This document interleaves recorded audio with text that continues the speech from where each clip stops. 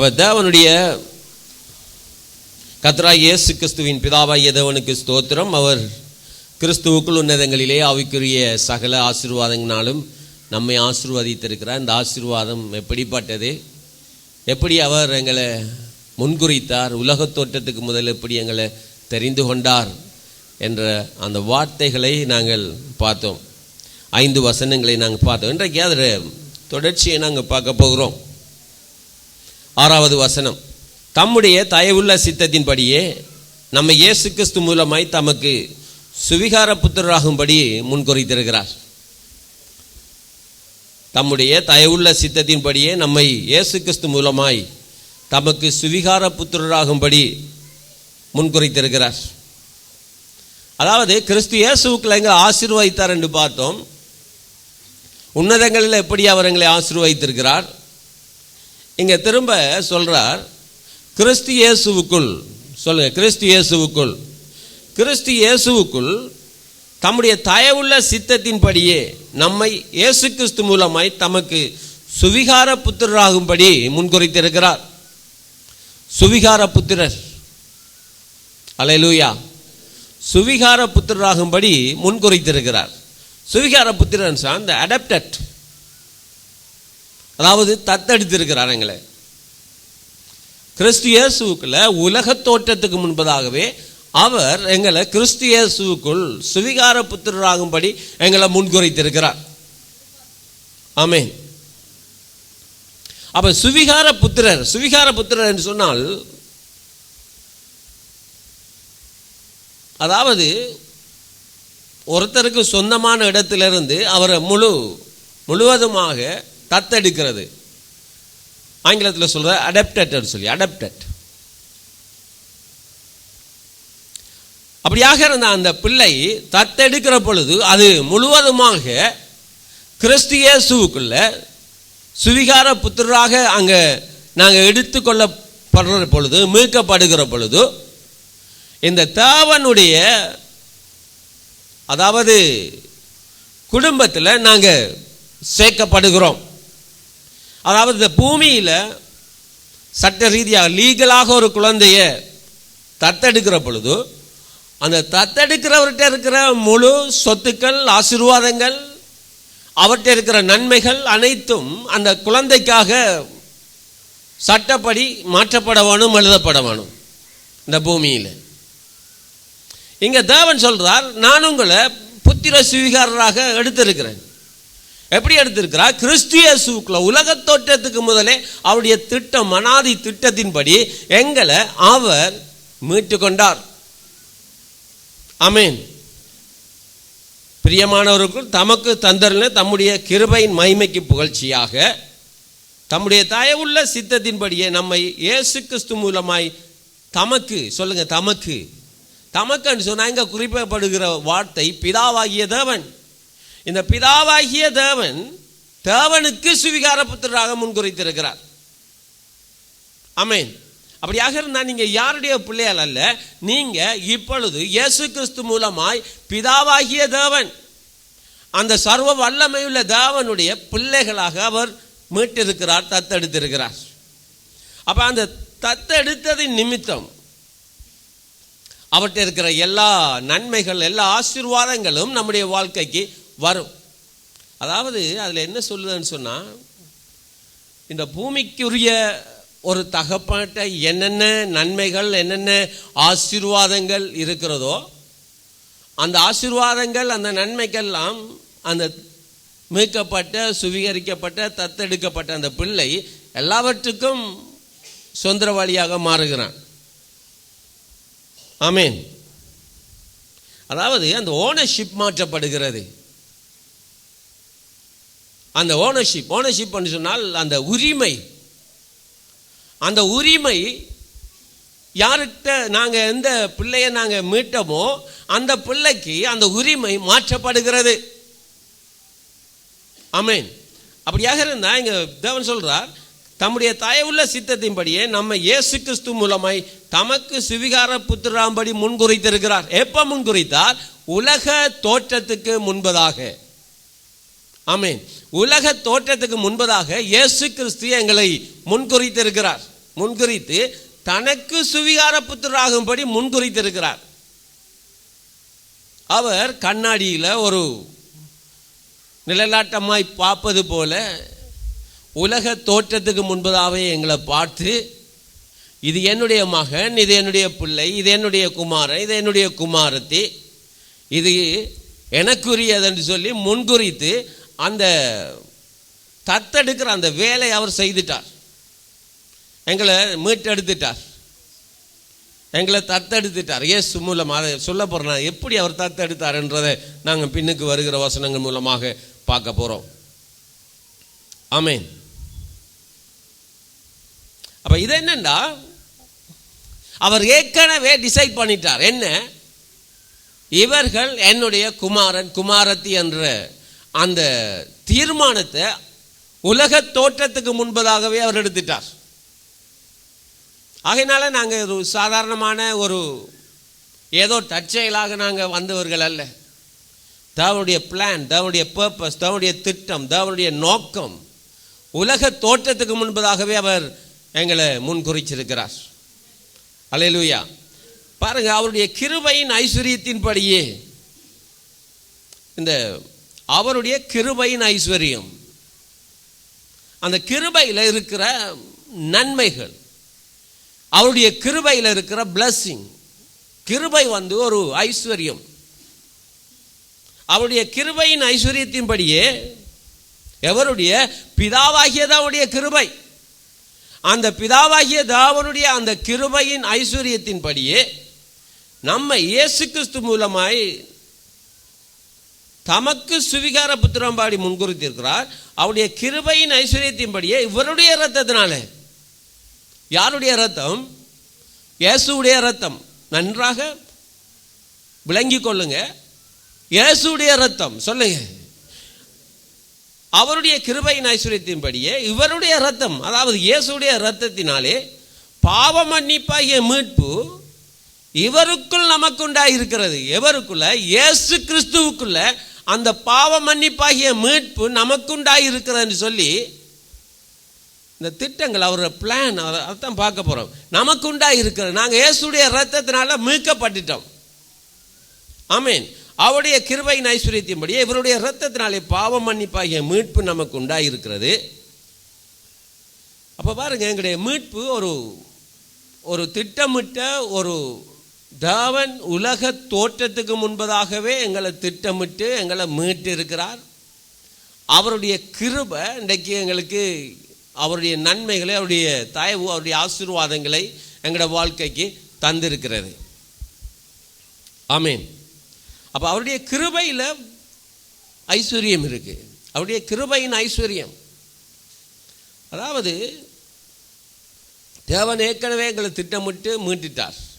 இதை நீங்கள் நன்றாக விளங்கி கொள்ள வேணும். எப்போ மீட்டுட்டார்ன்னு சொன்னால், வானம் பூமி உண்டாகிறதுக்கு முன்பதாக, அண்ட சராசரங்கள் உண்டாகிறதுக்கு முன்பதாக தேவன் எங்களை மீட்டுட்டார்.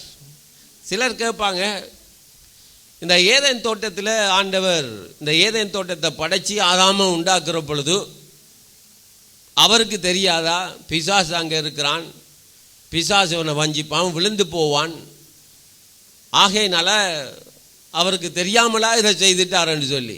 இல்லை, அவருக்கு எல்லாம் தெரியும். எப்படி தெரியும்? உலக தோட்டத்துக்கு முன்பதே தெரியும். என்ன?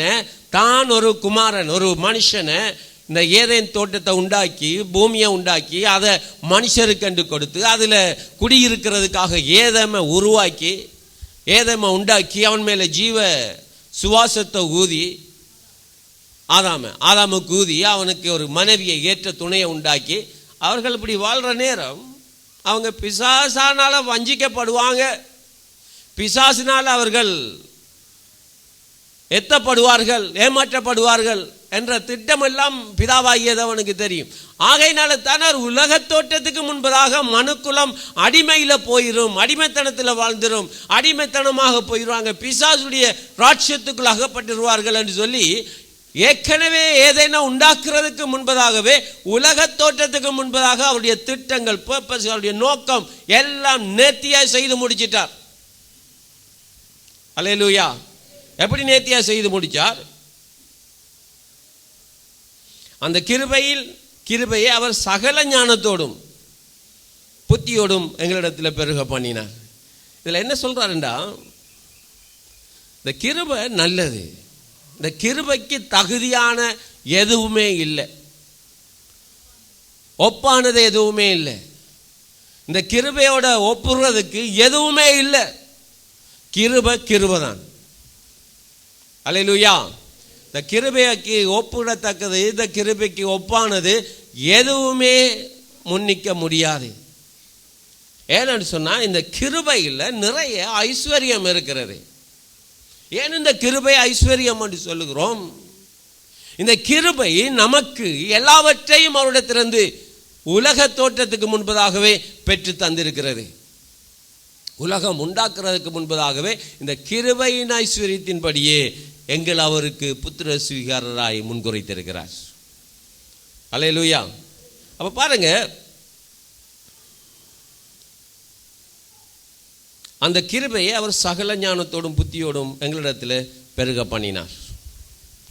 இன்றைக்கு இந்த கிருபை நம்முடைய வாழ்க்கையில் பெருகணும். வேதம் சொல்லுகிறது, கர்த்தருடைய கிருபை காலை தோறும் புதிதாக இருக்கிறது. அவருடைய கிருபை ஒவ்வொரு நாளும் புதுசாக நமக்கு உண்டாகிறது. சிலர் தங்களுக்கு உண்டாகிற கிருபையை போக்கடிக்கிறாங்க, கிருபையை இழந்துடுறாங்க. தங்களுக்கு வருகிற பொய்யான மாயை பற்றி கொண்டிருக்கிற மனுஷன் தனக்கு வருகிற கிருபையை போக்கடிக்கிறான்.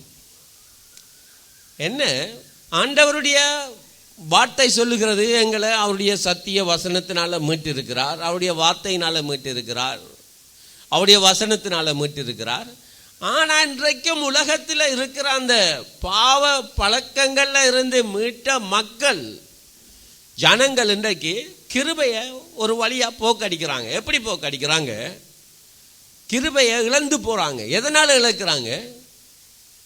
உலகத்தின் காரியங்களை ஈடுபடுறதுனால இழக்கிறாங்க. விபச்சாரத்தில் போறாங்க, வேசித்தனத்தில் போறாங்க, குடிவரையில் போறாங்க, பொய்யில போறாங்க, களவுல போறாங்க, தேவையில்லாத அசுத்த காரியங்களை ஈடுபடுறார்கள்.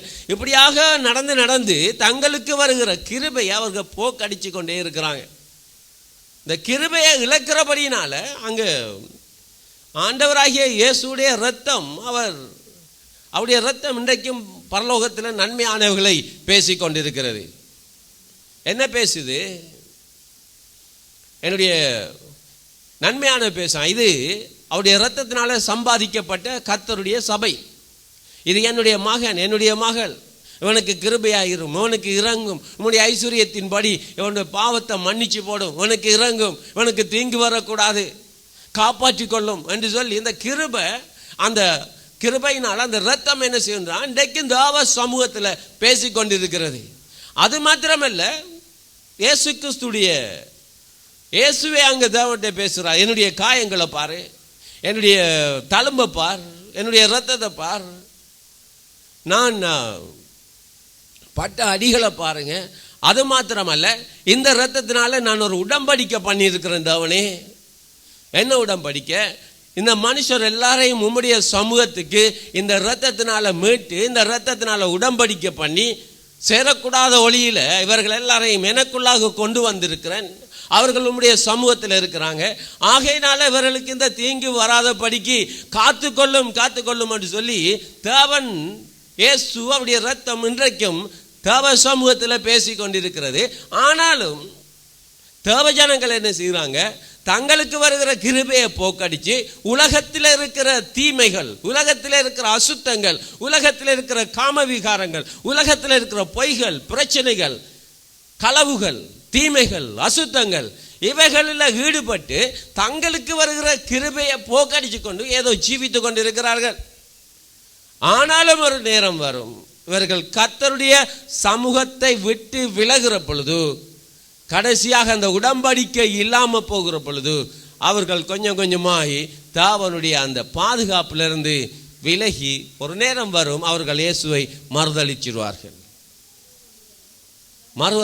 இந்த இயேசு வேண்டாம், இந்த இயேசு வேண்டாம் என்று சொல்லிடுவாங்க.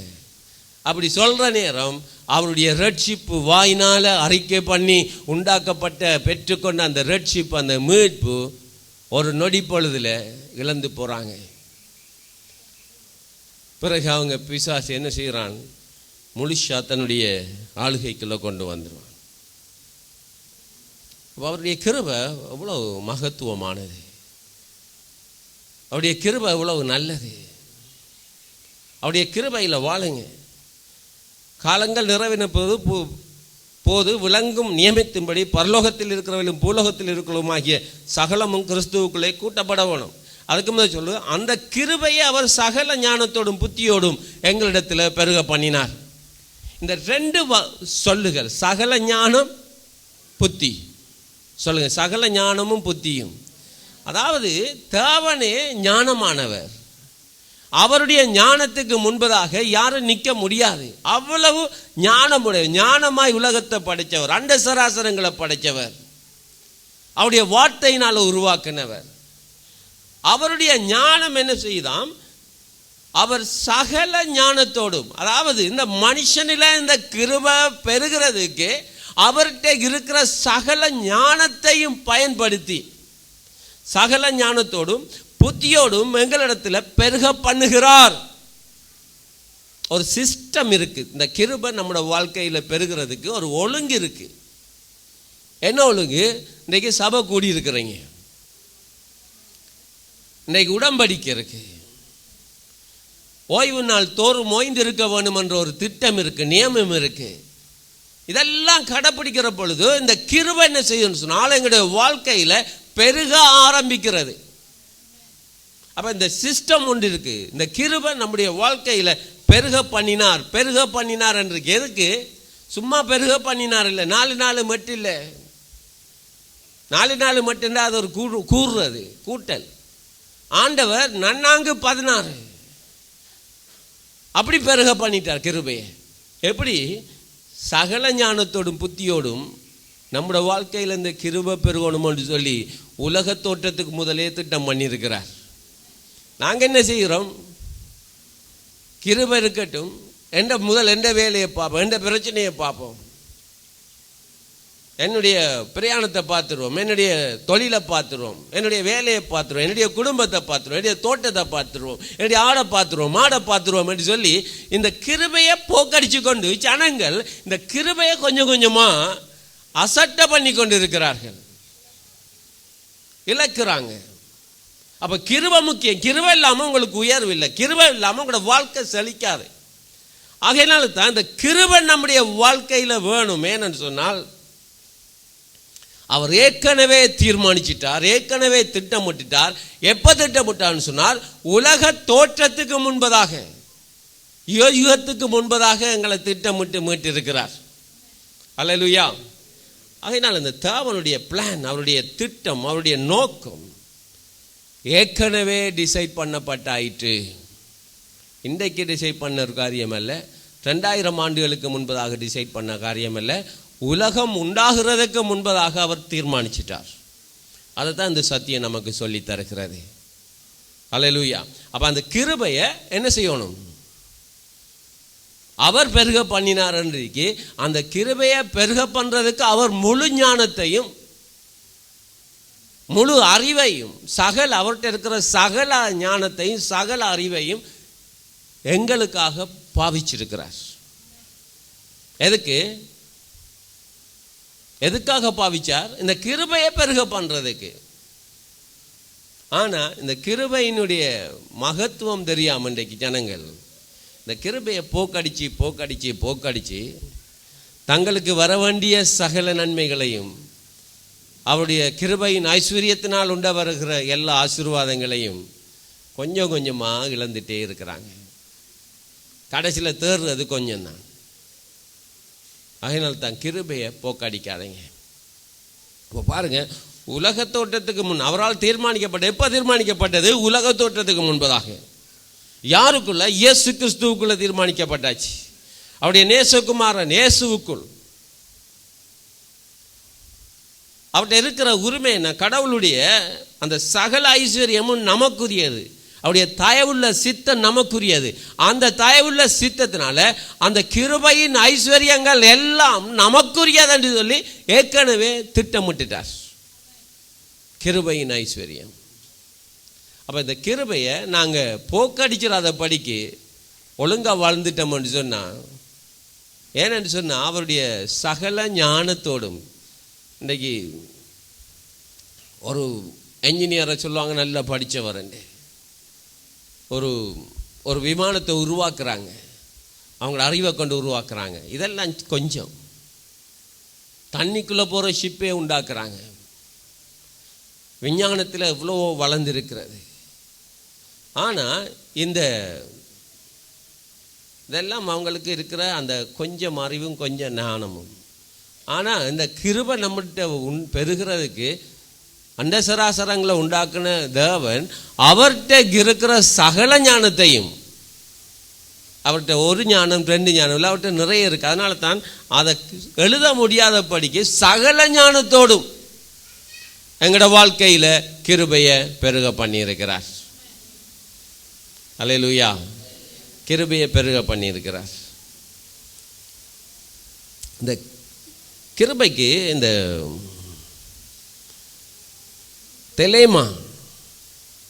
தெலேமான்னு சொன்னால் தெரிவு செய்துட்டார், ரெபர் பண்ணிட்டார், விரும்பித்தார், டிசையர் பண்ணிட்டார்.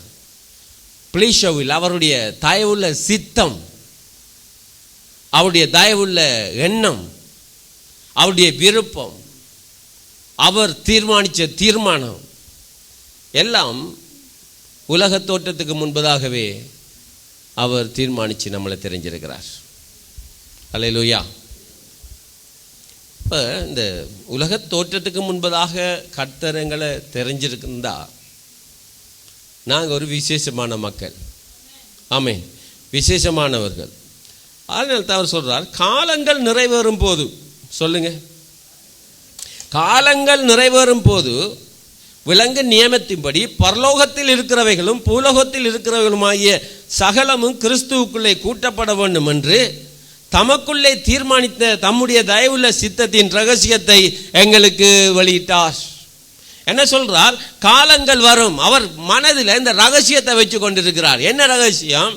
இவங்க மீட்கப்படணும், இவர்கள் எல்லாம் சுவிகார புத்திரராக எடுக்க வேணும், இவர்கள் எல்லாம் இயேசு ஒரு குமாரனை கொண்டு வருவேன், அந்த குமாரன் இயேசு இந்த பூமியில் பிறக்க பண்ணுவார், என்னுடைய நேச குமாரன் இந்த உலகத்துக்கு பாவங்களுக்கு பரிகாரியம் உண்டாவதற்கு அவரை பாவத்துக்காக நான் ஒப்பு கொடுப்பேன், அவர் பாவத்துக்காக பாதிக்கப்படுவார், பாவத்துக்காக அடிக்கப்படுவார், பாவத்துக்காக கொல்லப்படுவார். ஆகையினால இந்த குமாரன் சிந்திர இரத்தத்தினால இந்த பாவ மன்னிப்பை நான் உண்டாக்கி எனக்கொண்டு ஒரு கூட்ட ஜனங்களை நான் தெரிந்து கொள்ள போகிறேன் என்று சொல்லி உலக தோற்றத்துக்கு முன்பதாகவே இந்த ரகசியத்தை அவர் அடக்கி அடக்கி அடக்கி மனதில் வச்சு கொண்டே இருக்கிறார். அடக்கி வச்சு கொண்டு இருக்கிறார். அந்த பாரத்தோடு இருக்கிறார், அந்த வேதனையோடு இருக்கிறார். என்ன? ஒரு ஜனம் பிறக்க போகிறது, ஒரு ஜனம் வரப்போகிறது, ஒரு ஜனம் பிறக்கும், அதுக்குரிய காலம் ஒன்று வச்சிருக்கிறார். அந்த காலம் நிறைவேறும் வரைக்கும் அவர் இந்த ரகசியத்தை தன்னுடைய இருதயத்திலே வைத்து வைத்து வைத்து அடக்கி அடக்கி வேதனைப்பட்டு கொண்டிருந்திருக்கிறார். எதுக்கு? உங்களை மீட்கிறதுக்கு. காலங்கள் நிறைவேறின போது பாருங்க, காலங்கள் நிறைவேறும் போது விலங்கு நியமத்தின்படி, காலங்கள் விளங்கும் போது நிறைவேறும் போது விலங்கு நியமத்தின்படி பரலோகத்தில் இருக்கிறவர்களும் பூலோகத்தில் இருக்கிறவர்களும் ஆகிய கிறிஸ்துவுக்குள் கூட்டப்பட வேண்டும் என்று தமக்குள்ளே தீர்மானித்திருந்த தம்முடைய தயவுள்ள சித்தத்தின் ரகசியத்தை எங்களுக்கு அறிவித்தார். ரகசியம் என்ன? நாங்கள் மீட்கப்படுவோம், இயேசு வருவார், இயேசு பிறப்பார், அவருடைய குமாரன் வார்த்தையினால் உண்டாகுவார், அந்த வார்த்தையாகிய தேவன் அடிக்கப்படுவார், மனுஷ ரூபத்தில் வருவார், அவர் அடிக்கப்படுவார், அவர் காயப்படுவார், அவர் ரத்தம் சிந்துவார், அந்த ரத்தத்தினால இந்த பிள்ளைகள் எல்லாம் நான் மீட்டுக் கொள்வேன் என்று சொல்லி இந்த ரகசியத்தை காலம் வரும் வரைக்கும் பிதாவாகிய தேவன் தன்னுடைய மனதிலேயே யுகம் யுகமாக அடக்கி காத்து கொண்டு வந்த அந்த ரகசியத்தை இயேசு பிறந்ததுக்கு பிறகு அவர் மீட்கப்பட்ட ஜனங்கள் வந்ததுக்கு பிறகு அவர் இந்த ரகசியத்தை வெளிப்படுத்துகிறார். இது இன்றைக்கு நேற்று உண்டாகின ஒரு திட்டம் அல்ல, இது எப்பவோ உண்டாகின திட்டம், எப்போ என்னுடைய மனதில் இருந்த திட்டம். ஏற்கனவே உலக தோற்றத்துக்கு முதல் நான் உங்களை ஆசீர்வதித்தேன், உலக தோற்றத்துக்கு முதல் உங்களை மீட்டுட்டேன், உலக தோற்றத்துக்கு முதல் உங்களை பேர் குறிச்சிட்டேன், நீங்க என்னுடைய ஜனம் என்று சொல்லி அந்த கிருபையினால் அவர் எங்களை இன்றைக்கு மீட்டு இருக்கிறார். அந்த கிருபை இன்றைக்கு எங்களை கொண்டு வந்து தேவனுடைய பிள்ளைகளாய் உட்கார வைத்திருக்கிறது. அல்லேலூயா. அப்படியாக இருந்தால் அந்த அவருடைய கிருபையின் ஐஸ்வர்யம், அவருடைய கிருபையில் ஐஸ்வர்யம் இருக்கு. இந்த ஐஸ்வர்யம் என்று சொன்னால் வெறும் ஏற்கனவே நான் சொன்னது போல இந்த வெறும் காசுக்காக பேயாலைகிறது. காசு வேணுமெண்டா காசுக்காக என்னவும் பண்ணலாம், காசுக்கு எதவும் செய்திடலாம். எந்த பொய்ய வேணுமென்றாலும் கழிச்சிடலாம், எந்த ஏமாத்த வேணுமென்றாலும் கழிச்சிடலாம், எந்த திட்டத்தை வேணுமென்றாலும் கழிச்சிடலாம், எந்த கொலையை வேணுமென்றாலும் செய்திடலாம் என்று சொல்லி இன்றைக்கு உலகம் இந்த காசுக்காக இவ்வளவோ பாட பண்ணுது. ஆனா எங்களுக்கு உலக தோற்றத்துக்கு முன்பதாக கிறிஸ்துவுக்குள்ள சகலவற்றையும் ஆசீர்வதித்து வைச்சிருக்கிறார். உலக தோற்றத்துக்கு முதல். ஆகையினால் அவருடைய கிருபையில் பெறுகிறதுக்கு அவருடைய கிருபையில் வாழ பழகுங்க. ஆகையினால இந்த கிருபை நம்முடைய வாழ்க்கையில பெருக வேணும். அல்லேலூயா. அதாவது இந்த கிருபையின் ஐஸ்வர்யத்தில் என்ன நமக்கு உண்டாகிறது? இந்த ஃபுல்னஸ். என்ன ஃபுல்னஸ்? அதாவது இந்த மன்னிப்பு, மன்னிப்பு நமக்கு கிடைக்கிறது. அதாவது இந்த மன்னிப்பானது ஏற்கனவே நடந்த முடிந்த ஒரு வேலை திட்டம். உலக தோற்றத்துக்கு முதல் எங்கள் எல்லாம் ஆண்டவர் மன்னிச்சிட்டார், மீட்டிட்டார். அல்லேலூயா. எங்களை மீட்டுட்டார். எங்களோட பாவங்கள் எல்லாம் உலக தோற்றத்துக்கு முதல் மன்னிச்சிட்டார். என்ன, நாங்கள் ஏற்கனவே செய்த எல்லா தீமைகள், எல்லா கெட்ட காரியங்கள், எல்லா கெட்ட நடவடிக்கைகள், எல்லா பாவங்கள், எல்லா பிரச்சனைகள், எல்லா என்னென்ன தீமைகள் பண்ணியிருக்கிறோமோ அத்தனையும் உலக தோற்றத்துக்கு முன்பதாக மன்னித்திட்டார். எங்களை மன்னிச்சு அவர் தன்னுடைய பிள்ளை தன்னுடைய பிள்ளை தன்னுடைய பிள்ளை மகன் மகள் என்று உலக தோற்றத்துக்கு முன்பதாகவே திட்டமிட்டு தீர்மானித்து பார்த்து குறித்து வச்சிருக்கிறார். ஆமென். ஆனால் காலம் ஒன்று வரட்டும், ஒரு காலம் நிறைவேறணும், அந்த நியமன நேரம் வரட்டும், அந்த காலம் வரட்டும். இயேசு குமாரன் வந்து பிறக்கிற ஒரு காலத்தை அவர் திட்டம் பண்ணியிருந்தார். அவருடைய குமாரன் வரணும் இந்த பூமிக்கு என்ற ஒரு காலத்தை அவர் முன்குறித்திருந்தபடினால ஏற்கனவே அவருடைய பிள்ளைகள் எல்லாம் மீட்டு மீட்டு மீட்டு மன்னிச்சு மன்னிச்சு இது என்னுடைய மகன் என்னுடைய மகள் என்று சொல்லி ஏற்கனவே கிறிஸ்துவுக்குள்ள முன்குறித்து உலகம் உண்டாகிறதுக்கு முன்பதாகவே முன்குறித்து நாங்கள் மீட்கப்பட்டிருக்கிறோம். அல்லேலூயா.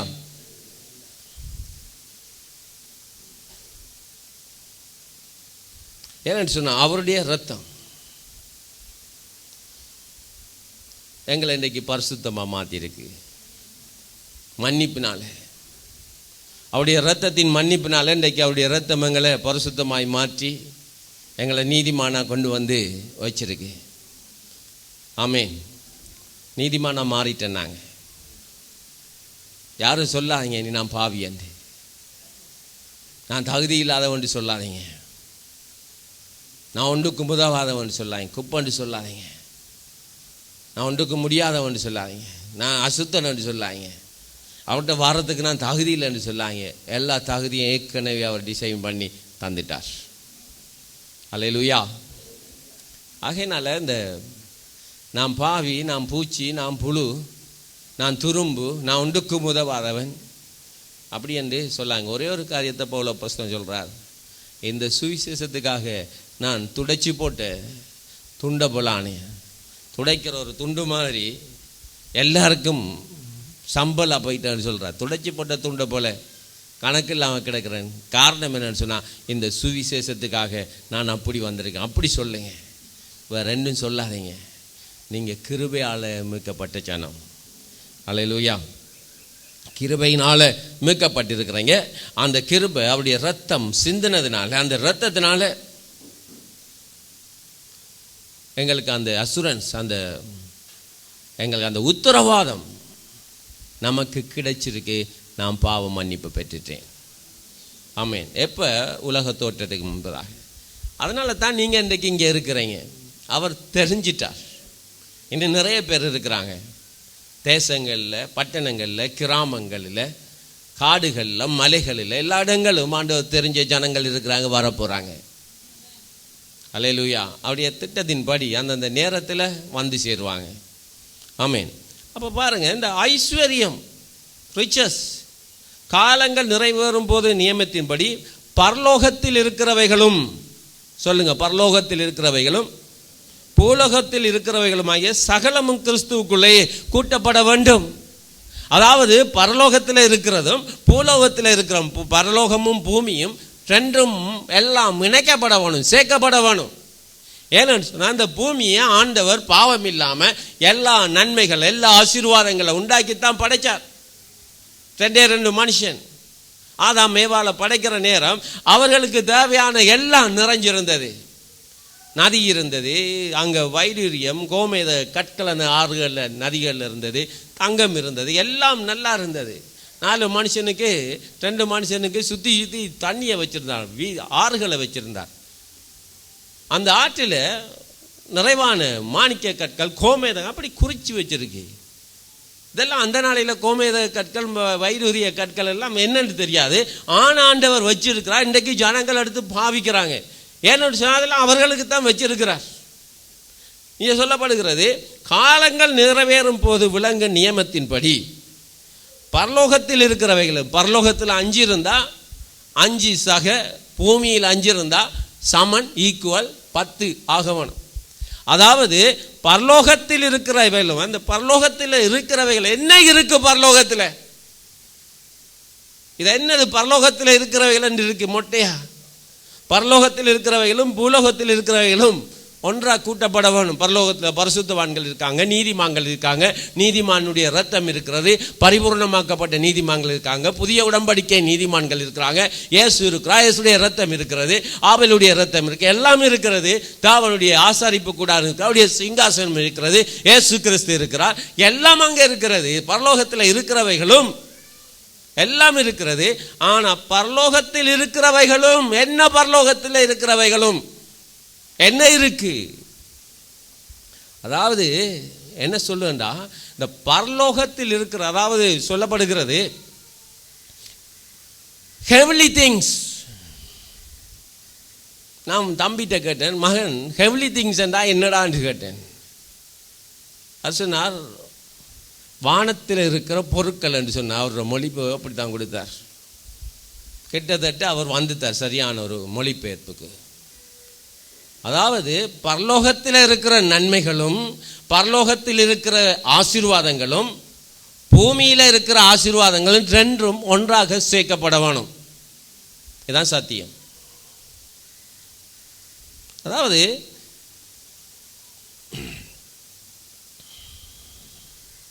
பரலோகத்தில் இருக்கிறவைகளும் பூலோகத்தில் இருக்கிறவைகளும் ஒன்றாக சேர்க்கப்பட வேணும். பரலோகத்தில் 5 இருந்தால் பூலோகத்திலேயும் 5 இருக்கு. இந்த 5 5 10ஆக சேர்க்கப்பட வேணும். இதுதான் தேவனுடைய திட்டம், தேவனுடைய பர்பஸ், தேவனுடைய எண்ணம், தேவனுடைய விருப்பம். எப்போ விரும்பினால் இயேசு வந்ததுக்கு பிறகல்ல, நாங்கள் மீட்கப்பட்டதுக்கு பிறகுல, நாங்கள் ரத்தத்தினால கழுவப்பட்டதுக்கு பிறகல்ல, உலக தோற்றத்துக்கு முன்பதாகவே அவருடைய ரகசியம், இதெல்லாம் அவருடைய ரகசியம், இருதயத்தில் மறைத்து வைத்திருந்த ரகசியம். இந்த காலம் நிறைவேறின பொழுது எல்லாத்தையும் திறந்து காட்டுறார். பார், என்னுடைய நன்மைகளை பார், என்னுடைய ஆசீர்வாதங்களை பார், என்னுடைய விடுதலை பார், என்னுடைய மீட்பை பார், என்னுடைய மீட்பின் திட்டங்களை பார். உனக்கு நான் வைத்திருக்கிற ஆசீர்வாதங்கள் உன்னுடைய கண் காணவும் இல்லை, காது கேட்கவும் இல்லை, அப்படி வச்சிருக்கிறேன். ஆகையினால் இந்த பூமியில் இருக்கிறவைகளும் பரலோகத்தில் இருக்கிறவைகளும் ரெண்டும் ஒன்றாக சேர்க்கப்பட வேண்டும். இது எப்படி வரும்? அவருடைய கிருபை, அவருடைய இரக்கம், அவருடைய தயவு, அவருடைய காருண்யம், அவருடைய அன்பு, இவைகளால்தான் இவைகளெல்லாம் நமக்கு வருகிறது. ஆகையினால சபையே, உங்களுக்கு கிடைக்கிற அந்த கிருபையை போக்கடிக்காத படிக்கு சரியா வாழ பழகுங்க. ஹல்லேலூயா. இல்லை 2 பேர் வந்திருந்தாங்க. நான் போய் கேட்டேன், நீங்கள் சும்மா உடுத்திருந்த உடுப்போட வந்திருந்தாங்க. நான் சொன்னேன், நான் தான் அந்த பாஸ்டர் இன்சார்ஜ் சபைக்கு. நீங்கள் அவர் சொன்ன ஒரு நாட்டை சொன்னார், நாங்கள் இந்த பக்கத்தில் ஒரு மாஸ்டர் வீட்டில் வந்திருக்கிறோம். இந்த பாட்டி சத்தம் கேட்டுச்சு, ஆஹா இது சர்ச் பாட்டாக இருக்கே, கோயில் பாட்டாக இருக்கே, இது நம்மட பாட்டாக இருக்கே என்று சொல்லி நின்ற மாதிரியே வந்துட்டாங்க. ஆமேன். நல்லா தூங்கலாம் வெளிநாட்டிலேருந்து வந்தவங்க. ஆனால் இதான் அந்த கிருபை பெருகிற நம்மளோட வாழ்க்கையில். ஐயோ சபை அன்றைக்கு சபை நான் இன்றைக்கு எனக்கு நான் இன்றைக்கு கஷ்டப்பட்டு மாடா உழைச்சி ஓடா தேஞ்சி இன்றைக்கு நான் கஷ்டப்பட்டா தான் பகிர நிரம்பும். அப்படி ஒரு சிஸ்டம் ஆண்டவர் வைக்கல. கஷ்டப்பட்டு உழைச்சி வாழணும் என்ற திட்டம் ஆண்டவர் வைக்கல. அவர் பரலோகத்தில் இருக்கிறவர்களும் பூலோகத்தில் இருக்கிறவர்களும் ஒன்றா சேர்க்கப்பட வேணும் என்று சொல்லி திட்டம் பண்ணியிருக்கிறார். அப்போ அவருடைய திட்டம் சகல ஞானத்தோடும் சகல கிருபையோடும் பெருக பண்ணியிருக்கிறார், செயல்படுத்தி இருக்கிறார். அந்த சகல ஞானமும் கிருபையும் சகல ஞானமும் புத்தியோடையும் இந்த கிருபை நம்முடைய வாழ்க்கையில் பெருக. சபை கூடுனா கிருபை பெருகுது, ஜெபம் பண்ணுனா கிருபை பெருகுது, வேதம் வாசிச்சா கிருபை பெருகுது, குடும்ப ஜெபம் செய்தா கிருபை பெருகுது, தன்னுடைய நியமங்களை கை கொண்டா கிருபை பெருகுது. இந்த கிருபை எப்பொழுதும் பெருகணும். இந்த கிருபையை விட்டுட்டு இன்றைக்கு பிஸியா திரிகிறோம், நாங்கள் ஓடி ஓடி திரிகிறோம், அங்கே வர்றோம் இங்கே வர்றோம். ஆனால் வேதம் சொல்லுகிறது ஓய்வு நாள் கர்த்தருடையது, அதில் கிருபை வருகிறது. கூடுங்க. ஏன்னு சொன்னால் இந்த கிருபையை பெருக பண்ணுகிற சிஸ்டத்துக்கு அவர்கிட்ட இருக்கிற முழு அறிவையும் முழு ஞானத்தையும் பயன்படுத்தி எங்கட வாழ்க்கையில் அந்த கிருபை ஒவ்வொரு பகுதியாக பெருக வேணும்னு சொல்லி திட்டம் பண்ணி இருக்கிறார். இதெல்லாம் ரகசியம் உலக தோற்றத்துக்கு முதல். ஆகையினால தான் காலங்கள் நிறைவரும் நியமத்தின்படி பரலோகத்தில் இருக்கிறவைகளும் பூலோகத்தில் இருக்கிறவைகளும் ஆகிய சகலமும் கூட்டப்பட வேண்டும். சொல்லுங்க, பரலோகமும் பூமியும் ஒன்றா சேரணும். அவருடைய மகிமையின் ஐஸ்வர்யம், கிருபையின் ஐஸ்வர்யம் என்ன செய்தாம்? எங்களை தான் தெரிவு செய்ய. அந்த ஆதாம் விளந்துட்டாங்க. இன்றைக்கு நாங்கள் ரைச்சஸ்னஸ்னாக, ஒரு நீதியின் ஜனமாக, ஒரு மீட்கப்பட்ட ஜனமாக, ஒரு பரிசுத்த ஜாதியாக, ஒரு ஆசாரிய கூட்டமாக, தேவனுக்கு சொந்தமான ஜனமாக, ராஜாவுடைய பிள்ளைகளாக இந்த பூமியில நாங்கள் இன்றைக்கு இருந்து கொண்டிருக்கிறோம். ஆகையினால தான் இந்த ராஜாவுடைய பிள்ளைகளோட அந்த பரலோகத்தில் இருக்கிறவைகள் இந்த பூலோகத்தில் இருக்கிறவைகளோடு சேரப்பட வேணும், இணைக்கப்பட வேணும். அப்படி இணைக்கிற நேரம் தான் உங்களுடைய வாழ்க்கையில நிறைவான ஆசீர்வாதங்கள், நிறைவான ஆசீர்வாதங்கள், நிறைவான ஆசீர்வாதம். ஆசீர்வாதம் என்றா உங்களோட மனதில் இருக்கிற பிழையான எண்ணத்தை எடுத்துருங்க. காசு தான் ஆசீர்வாதம் என்று நினைக்காதீங்க. இந்த பிழையான எண்ணம் மாறால வந்தது, போதர் மாறாலாம் வந்தது. என்ன சொல்றாங்க? ப்ராஸ்பரிட்டி காஸ்பல், செழுமையின் உபதேசம். செழுமையின் உபதேசம் என்ன? அவருடைய கிருபையின் ஐஸ்வர்யம். செழுமையின் உபதேசம் என்ன? பரலோகத்தில் இருக்கிறவைகளும் பூலோகத்தில் இருக்கிறவைகளும் ஒன்றாக இணைக்கப்படணும். இதுதான் ப்ராஸ்பரிட்டி, இதுதான் செழிப்பு, இதுதான் நன்மை, இதுதான் ஆசீர்வாதம். ப்ராஸ்பரிட்டி காஸ்பல் என்று எதை வச்சு சொல்றாங்க? காசுக்கு பின்னால் ஓடி திரிகிறான்னு சொல்லி அதை வச்சு தான் ப்ராஸ்பரிட்டி. காசுக்காகத்தான் அவனை வேலை செய்கிறானுங்க. காசுக்காக வேலையாக்க நிறைய இருக்கிறாங்க, ஏமாத்துறவர்கள் நிறைய இருக்கிறாங்க, கள்ள போதர்கள் நிறைய இருக்கிறாங்க, கள்ள வேலையாக்கள் இருக்கிறாங்க, கள்ள மேய்ப்பர்கள் இருக்கிறாங்க, கள்ள அப்போஸ்தலர் இருக்கிறாங்க, கள்ள உபதேசம் பண்றவர்கள் இருக்கிறாங்க, கள்ள போதகர்கள் இருக்கிறாங்க, எல்லாரும் இருக்கிறாங்க. இதை வச்சு தான் இருக்கிறாங்க. இவங்க தான் சொல்றாங்க இந்த உபதேசம் பிள்ளை. என்ன உபதேசம்? செழுமையின் உபதேசம். செழுமை இல்லை, வெறும் காசுக்காக வேலை செய்யறதில்லை. இன்றைக்கு அப்படி ஏமாற்றி ஜனங்களை ஏமாற்றி மக்களை ஏமாற்றி காசு சம்பாதிக்கிறதுனால தான் இந்த பிரச்சனையே ஆரம்பித்தது. அதுக்காக ஊழியம் இல்லை, அதுக்காக எங்களோட மீட்பு இல்லை, அதுக்காக நாங்கள் இல்லை. தேவன் பரலோகத்தில் இருக்கிறவையிலும் பூலோகத்தில் இருக்கிறவையிலும் ஒரு மீட்கப்பட்ட ஜனமாய் மாற வேணும், ஆசீர்வாதம் உள்ள ஜனமாய் மாற வேணும். இந்த அடாப்ஷன் அதுனா அந்த தத்து புத்திர சுவிகாரம். இந்த புத்திர சுவிகாரம் உள்ள மனுஷனுக்கு என்னவாம், அவருடைய ஐஸ்வர்யத்தின்படி அந்த திட்டத்தில் வந்தவுடனே அதை நான் இருந்து நிறைய படித்தேன். நான் நிறைய காரியம் கிட்ட 1.5 மணி வரைக்கும் இந்த 2 வசனத்தையும் ஆராய்ஞ்சு பார்த்தேன். The large amount of money, the large amount of valuable things, beautiful possession, அதாவது அழகான நன்மையான எல்லா பெறுமதியான எல்லாம் அவருடைய ஐஸ்வர்யத்தில், கிருபையின் ஐஸ்வர்யத்தில் உண்டாகியிருக்கிறது. ஆமே, கிருபையின் ஐஸ்வர்யம் இயேசுடைய மரணத்தின் மூலமாக பிதாவாகிய தேவனுடைய சகல நன்மைகளும் எனக்குரியதாய் மாறிவிட்டது. ஏன்னு சொன்னால் நாங்கள் தத்தெடுத்தப்பட்டுட்டோம், நாங்கள் மீட்கப்பட்டுட்டோம், அடப்பண்ணப்பட்டுட்டோம், சுவிகார புத்திரராக நாங்கள் எடுத்து வளர்க்கப்பட்டுட்டோம். யாரால?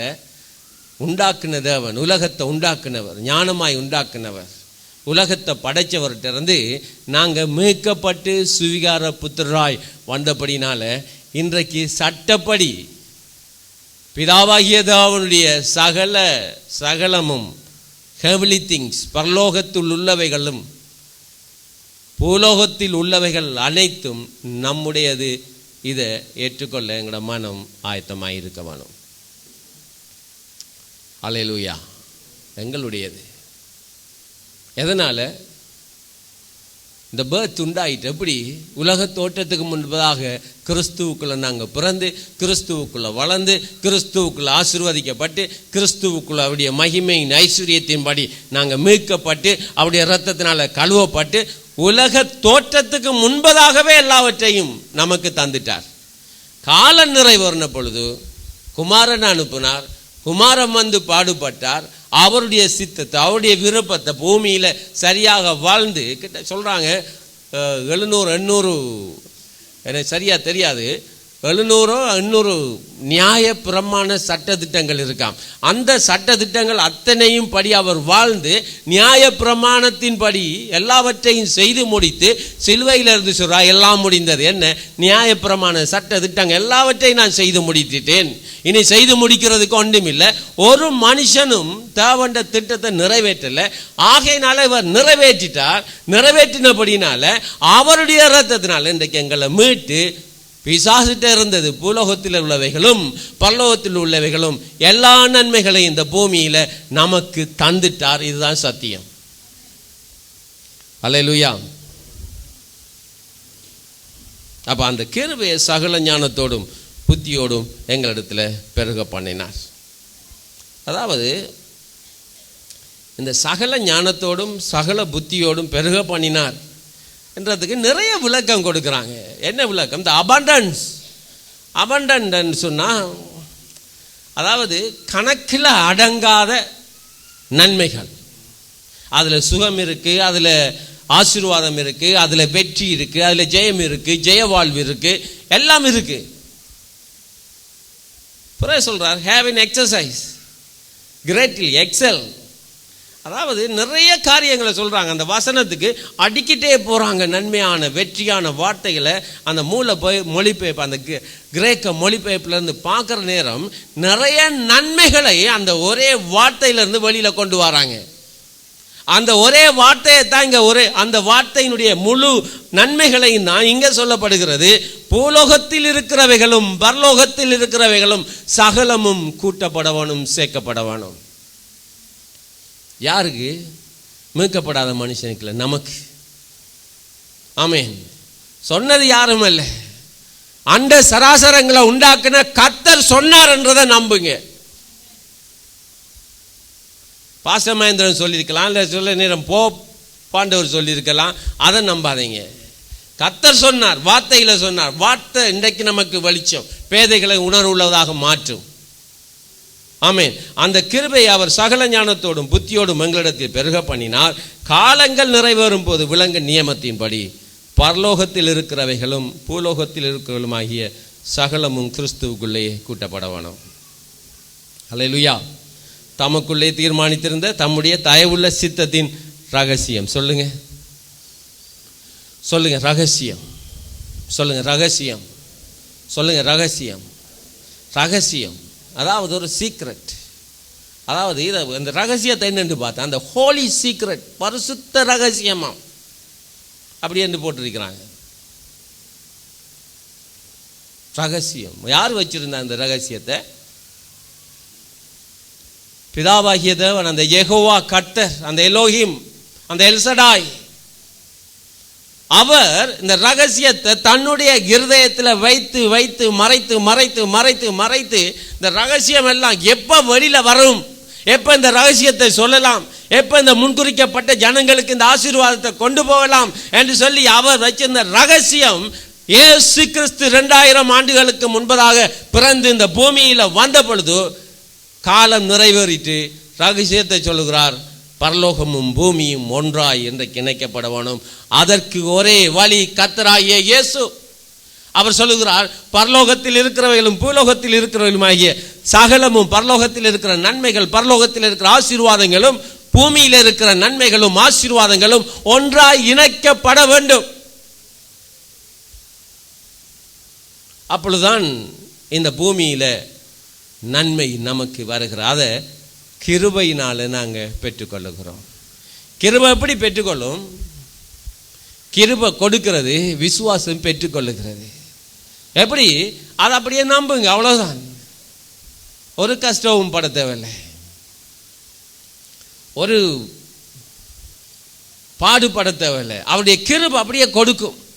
கிருபை கொடுக்கக்குள்ள விசுவாசம் அதை பெற்றுக்கொள்ளணும். எப்படி பெற்றுக்கொள்ளணும்? அதை நம்பணும், அதை ஏற்றுக்கொள்ளணும். இது உண்மைதான், இது சத்தியம்தான். அப்பொழுது எங்களோட வாழ்க்கை நெய்யாய் பொழிய ஆரம்பிக்கும். வருஷம் முழுவதும் நன்மை வரும், வருஷம் முழுவதும் ஆசீர்வாதம் வரும், வருஷம் முழுவதும் விளைச்சல் வரும், வருஷம் முழுவதும் உயர்வு வரும், வருஷம் முழுவதும் நன்மையால முடிசூட்டப்படுவோம். அல்லேலூயா. நன்மையால் முடிச்சுட்டப்படுவோம். இதை எப்போ நம்புகிறோம்டா? ஜனவரி 1 மட்டும். வருஷமெல்லாம் உன்னை நன்மையால் முடிச்சுட்டா. அப்பா கர்த்தரினோட பேசிட்டார். ஆனால் பிப்ரவரி 1 ஒரு நன்மையும் இல்லை. ஏனென்றால் அதை நம்புறதில்லை, அதை எண்ணுறதில்லை, அதை ஏற்றுக்கொள்றதில்லை. உலக தோற்றத்துக்கு முதல் அவர் இதெல்லாம் செய்து வச்சிட்டார் என்று விசுவாசிக்கிறது இல்லை. நீ ஆசீர்வாதமாக இருப்பாய். நல்ல ஒரு வாக்கு தத்துவம். வாக்கு தத்துவங்கள்லாம் வாங்கி யூஸ் பண்ணுறது 1ஆம் தேதியில் துண்டு குலிக்கு போடுவாங்க. நல்ல நல்ல ப்ராமிஸ் வேர்டெல்லாம் எடுத்து எழுதி சுருட்டி ஒரு பெட்டியில் போடுவாங்க. நாங்கள் ஆரம்ப காலத்தில் அப்படி தான் போய் எடுக்கிறது. கர்த்தர் உன்னை வாளாக்காம தலையாக்க. ஆஹா, கர்த்தர் உன்னை வாளாக்காம. இதை எப்போ திட்டம் பண்ணினது? உலக தோற்றத்துக்கு முதல். வாளாக்காம தலையாக்குவேன்.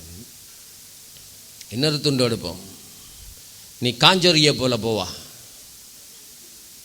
இந்த வருஷத்தில் உனக்கு ஒரு நன்மையும் வராது. நீ கட்ட கேட்டுக்கு நீ சீரழிய போறான். எத்தனை பேர் இது நல்ல மாட்டு சொல்ல போறீங்க? இந்த வருஷம் முழுவதும் உனக்கு நன்மை வராது. நீ கடன் வாங்கி கடன்காரனுக்கு அடிமை ஆகுவா என்ற ஒரு வாக்கு தத்துவம் வந்தால் என்ன செய்ய போறீங்க? அப்படி துண்டு வசனங்கள் இருக்கு பைபிளில். போதகர்மாருக்கு தெரியும் இது கூடாதுண்டு. அதனால் ஒருத்தரும் அதை எழுதி போடுறதில்லை.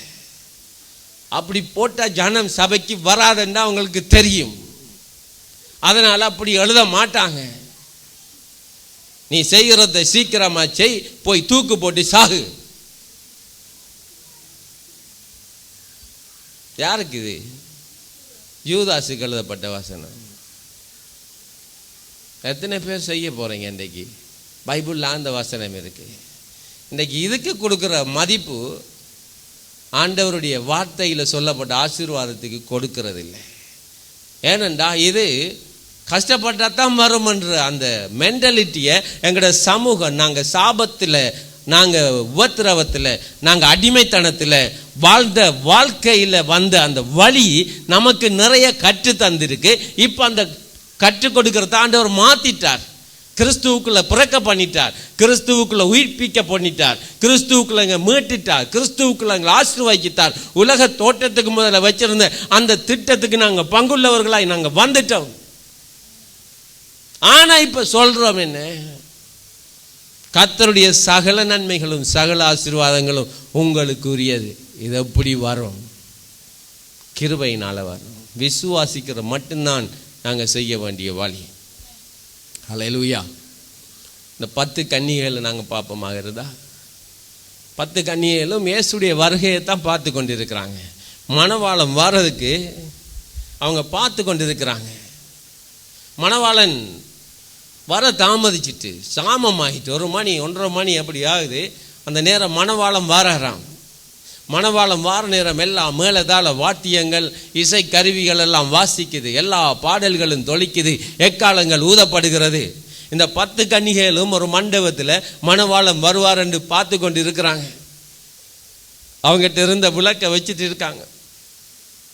எண்ணெயை ஊற்றி ஊற்றி பற்ற வைக்காங்க. பற்ற வச்சுட்டு இருக்கிற நேரம் எண்ணெய் குறைஞ்சி போகுது. 5 பேர் லாம்பில் 5 பேர் லாம்பில் என்ன செய்யிக்காங்கடா, எண்ணெய் குறையின கூடவே எண்ணெயை கொண்டு வந்தாங்க. மணவாளம் வார சத்தம் கேட்டோன்னே எண்ணெயை ஊற்றுனாங்க. இந்த 5 பேரும் சொல்கிறாங்க, ஐயையோ என்ன பண்ணுறது, மணவாளம் வாரார், எங்களுக்கு எண்ணெய் தீந்து போயிட்டு, எண்ணெயில் கொஞ்சம்தான்.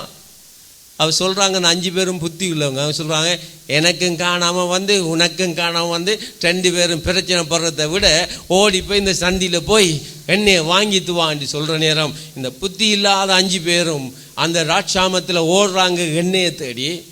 மணவாளம் வந்து இந்த 5 பேரும் வந்து மணவாளனை ஏற்றுக்கொண்டாங்க. கதவு அடைக்கப்பட்டாயிற்று.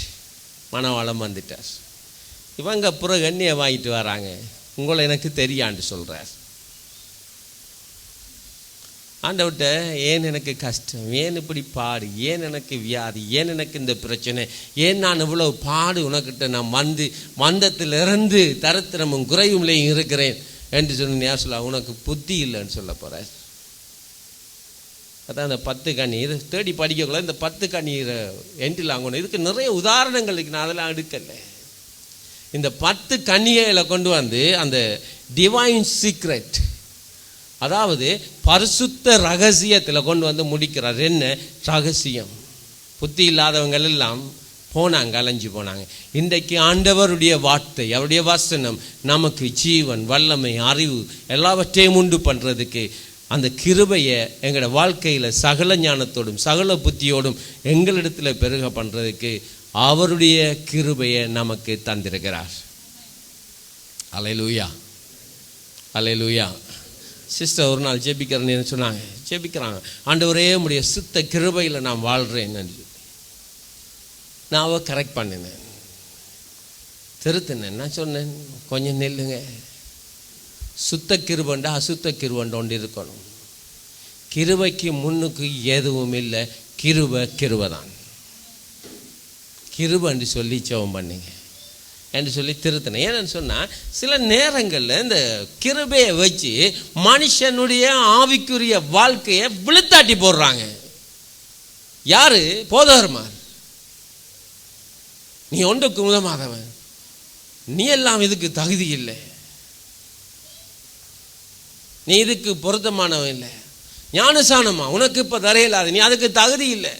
அவர் உலக தோற்றத்துக்கு முன்பதாகவே இவன் என்னுடைய மகன் என்று தீர்மானித்து திட்டமிட்டு தெரிஞ்சிட்டார். அவன் இயேசுவை ஏற்றுக்கொண்டுட்டான். இவர் என்ன சொல்றார்? நீ இன்னும் தகுதி இல்லை, ரெடியாக. எப்படி? நீ படிக்கணும், ஞானசானம் உண்டா என்னென்று விளங்கணும், ஞானசானத்தை பற்றிய போதனை அறியணும். அது மாத்திரமல்ல, நீ அப்ப இருந்து இப்ப செய்த பாவம் எல்லாம் கொஞ்சம் நஞ்சமா எல்லாத்தையும் ஒன்றொண்டா நினைச்சு சொல்லிப்பாரு. எல்லாம் விட்டு மனம் திரும்பி மன்னிப்பு கேட்டு உன்னை சரியாக்கி ஒழுங்காக்கி திரும்ப மாஞான ஸ்தானம் தாரன். இதை சொன்னா ஒருத்தர். நான் கேட்டேன், சரி நீ எல்லாம் செய்துட்டேன்னு சொல்கிறாய், அவருக்கு எப்படி தெரியும் நீ எல்லாத்தையும் செய்து அறிக்கை பண்ணி விட்டுட்டாண்டு? எப்படி ஞானசானம் உனக்கு தாரது? சகல எண்ணங்களையும் சகல நினைவுகளையும் அறிந்த கர்த்தர் சொல்லுகிறார், உன்னை நான் தாயின் கற்பத்திலிருந்து உருவாக்கி உன்னை பேர் சொல்லி அழைத்து, நீ என்னுடைய மகன், என்னுடைய பிள்ளை, நீ செய்த காரியங்கள் எல்லாம் நான் நினையா இருக்கிறேன். கிழக்குக்கும் மேற்குக்கும் எவ்வளவு தூரமோ அவ்வளவு தூரமாய் உன்னுடைய பாவத்தை என்னை விட்டு அகற்றி கண்ணுக்கு தெரியாத தூரத்தில் நான் அனுப்பிட்டேன். நீ இப்போ என்னுடைய பிள்ளை என்று சொல்கிறார். ஆமேன். நீங்கள் அவருடைய பிள்ளைகள். அப்போ இந்த அவருடைய பிள்ளைகளுக்கு ஆண்டவர் தீர்மானித்த தீர்மானம் காலங்கள் நிறைவுற பொழுது விலங்கு நியமத்தின்படி, நியமம் என்று சொன்னால் ஒரு ஒழுங்கு, ஒரு சட்டம், ஒரு நியதி, ஒரு லோ. இந்த விலங்கு நியமத்தின்படி பரலோகத்தில் இருக்கிறவைகளும் பூலோகத்தில் இருக்கிறவைகளும் ஒன்றாய் சேர்க்கப்பட வேணும். இந்த பரலோகத்தில் இருக்கிறவர்களோடு சேர்க்கப்படுறதுக்கு பூலோகத்தில் இருக்கிற நாங்கள் அவருடைய சகல நன்மையினால் நாங்கள் இணைக்கப்படுகிறோம். ஆமேன். அல்லேலூயா. இதை விசுவாசிங்க. அவருடைய திட்டத்தை தீர்மானிங்க. அவருடைய திட்டம் எவ்வளவு பெர்ஃபெக்டாக செய்து முடிச்சிருக்கிறார். மனதில் அடக்கி அடக்கி அடக்கி வச்சிருங்க ரகசியத்தை. காலம் வந்தோடனே சொல்லிட்டார். யார்கிட்ட சொன்னார்? அப்போஸ்தலன்ட்ட பேதுருட்ட வெளிப்படுத்துகிறார், பவுல புஸ்தகத்தை வெளிப்படுத்துகிறார். காலம் நிறைவேறிட்டு என்னுடைய பிள்ளைகளை ஆசீர்வதிக்க நேரம் வந்துட்டு இதை சபைக்கு சொல்லு, எபேசி சபைக்கு சொல்லி அனுப்புகிறார், எழுதுகிறார்.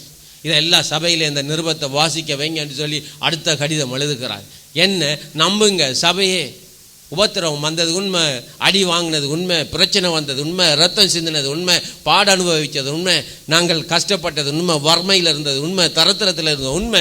ஆனால் கால நிறைவேறிட்டு இப்போ பரலோகமும் பூலோகமும் ஒன்றாய் சேர்க்கப்பட்டு நீங்கள் கிறிஸ்து இயேசுவுக்குள்ள உன்னதத்திலே 2000 ஆண்டுகளுக்கு முன்பதாய் ஆண்டவர் இயேசு அனுப்பி யுக யுகமாய் அவர் வச்சிருந்த அந்த திட்டம், உலக தோற்றத்துக்கு முன்பதாக நீங்க அவருடைய பிள்ளைகள் என்ற அந்த திட்டத்தை, உங்களை ஆசீர்வதித்த திட்டத்தை சபையில கொண்டு வந்து வெளிப்படுத்தி அந்த ரகசியத்தை ஓபன் பண்ணி காட்டுகிறார். நீங்க ஆசீர்வதிக்கப்பட்டவர்கள்.